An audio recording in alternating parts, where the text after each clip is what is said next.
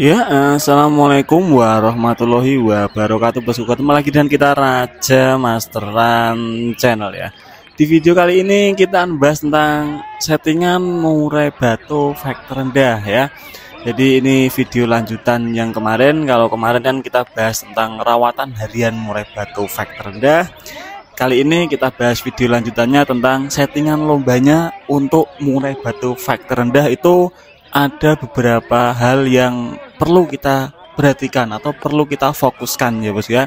Apa saja hal itu? Maka dari itu simak video ini sampai akhir, jangan di skip ya bos ya. Oke.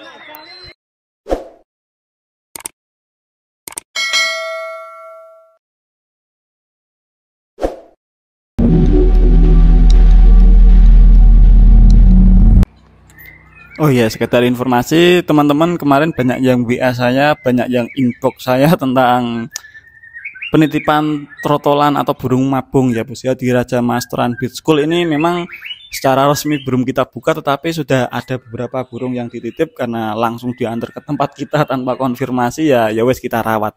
Untuk ini sebentar lagi kita buka slotnya kembali karena kita batasi kuotanya terbatas supaya perawatan lebih maksimal. Untuk trotol itu perawatannya 350 per bulan, untuk mutasi burung mabung itu 300.000 per bulan ya bos. Jadi teman-teman yang ingin menitipkan di Raja Masteran Bird School burung trotolannya untuk dimasterin dan dicetak mentalnya, atau burung mabung rawatannya seperti apa supaya kembali top perform, silahkan japri saja, bisa lewat inbox booknya Edi Starasta, ada linknya di banner profil channel ya bos. Itu buka profil channel Raja Masteran, sudah lengkap kontak personnya sekarang ya.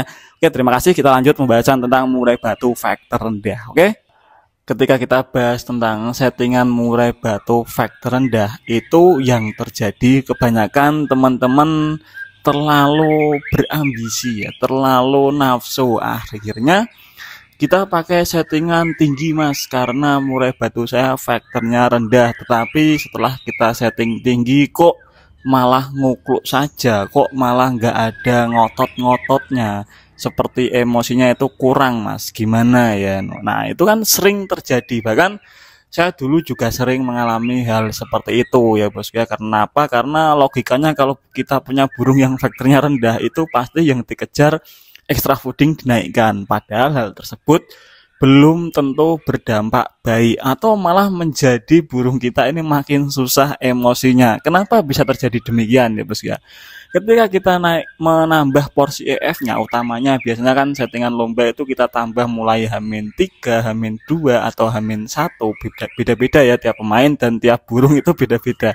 Nah, kita menaikkan porsi EF-nya yang sebelumnya mungkin hariannya itu 55 atau 77 atau bahkan 33 kan. Kemarin juga kita singgung tentang burung faktor rendah itu biasanya lebih bagus ketika harian nggak terlalu banyak jangkriknya ya bos. Nah, mulai H-2, H-1 atau H-3, H-2, H-1 itu pasti teman-teman menambah porsi EF-nya ya, dengan tujuan supaya burung kita ini lebih ngotot.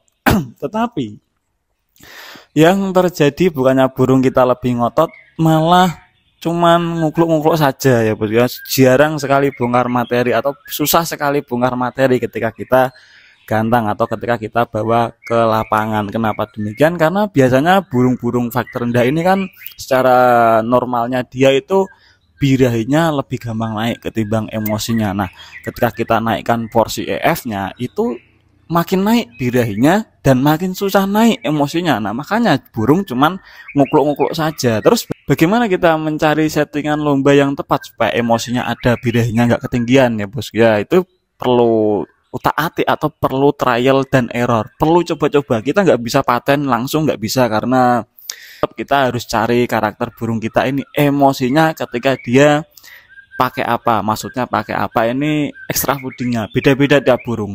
Ada burung yang ketika kena kroto dikit emosinya lebih gampang naiknya, tetapi kebanyakan kasus burung yang kena kroto lebih gampang naik birahinya. Nah, PR-nya kan tadi, kalau birahinya ketinggian emosinya jadi susah. Jadi kita main jangkrik saja, nggak perlu main kroto lah menurut saya. Kalau burung-burung faktor rendah itu kita jarang sekali main kroto ya bos ya, takutnya birahinya naik. Nah, Terus kita main jangkrik boleh kita naikkan, tetapi jangan berlebihan. Kalau misal kita harian itu 33, mulai H-2 atau H-3 itu kita naikkan ke 55 lah cukup. Tambah 2 ekor saja ya bos ya.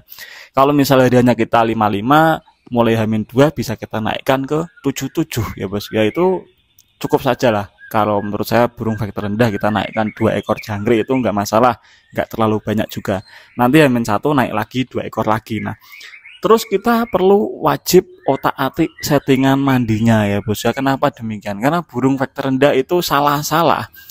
Burung kita makin birahi, susah emosi, ataupun sebaliknya, burung kita nggak ada birahi, nggak ada juga emosi karena mandinya salah. Mungkin mandinya terlalu mepet jam lomba, bisa mandinya terlalu terlalu sore juga bisa. Kalau kita main burung faktor rendah, biasanya kita mandinya itu terakhir di H-1 pagi ya bos ya, itu sering. Atau kalau enggak H-1 siang. Nah, kenapa kita nggak berani mandikan di H-1 sore? Takutnya nanti burung habis mandi nggak kena panas, malah jadi naik birahinya. Itu yang kita takutkan. Terus yang kedua, kenapa kita nggak mandikan burung hari H lomba? Nah, yang kita takutkan ketika kita mandi di hari H lomba itu nanti emosinya drop, nggak terkejar ya bos ya, karena burung kita ini faktornya rendah. Beda dengan burung faktor tinggi, habis mandi suruh tarung pun bagus.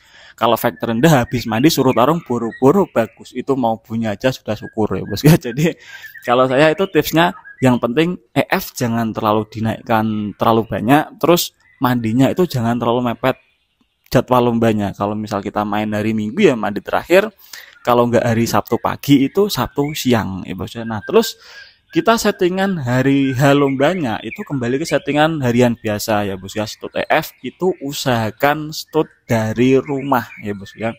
Kalau kita main ulet hongkong, usahakan stud ulet hongkong dari rumah. Bisa kita ibaratnya kita cicil ya bos ya.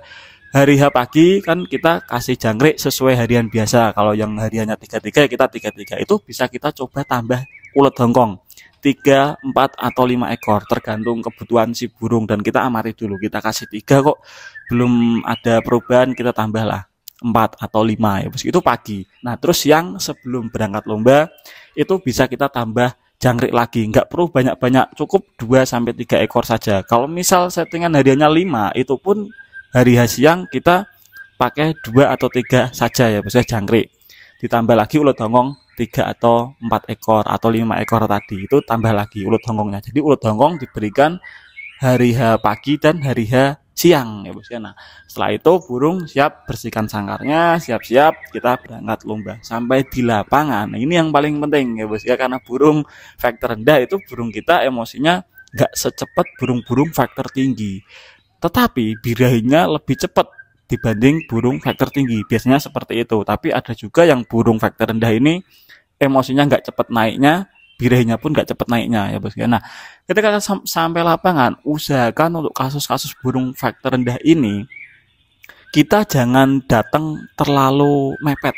Maksudnya kita datang itu misal kita lombanya jam 3, kita datang sampai lapangan ya jam setengah 1 atau jam 1 ya bos ya. Jangan kok kita gerasak gerusuk datang mepet setengah 3, jam 3 langsung main. Itu nggak bisa kita main seperti itu, karena burung kita faktor rendah. Seperti yang kita bahas di video sebelumnya, burung faktor rendah juga terkadang itu mentalnya agak sensitif ya bos ya, nggak sebagus mental burung faktor tinggi ya bos ya. Nah, makanya kita siasati dengan datang lebih awal atau datang agak awal ya dibanding teman-teman yang lainnya. Enggak masalah, kita sampai lapangan kita ablak burung ini supaya apa? Satu, beradaptasi ya, kita wajar, kita menyadari burung kita ini adaptasinya nggak secepat burung faktor tinggi ya. Sampai lapangan kita ablak burungnya agak lama nggak masalah, nggak usah takut burung ini kehabisan tenaga, karena kebanyakan burung faktor rendah itu hariannya nggak terlalu gacor, nggak terlalu bongkar materi, jadi saya rasa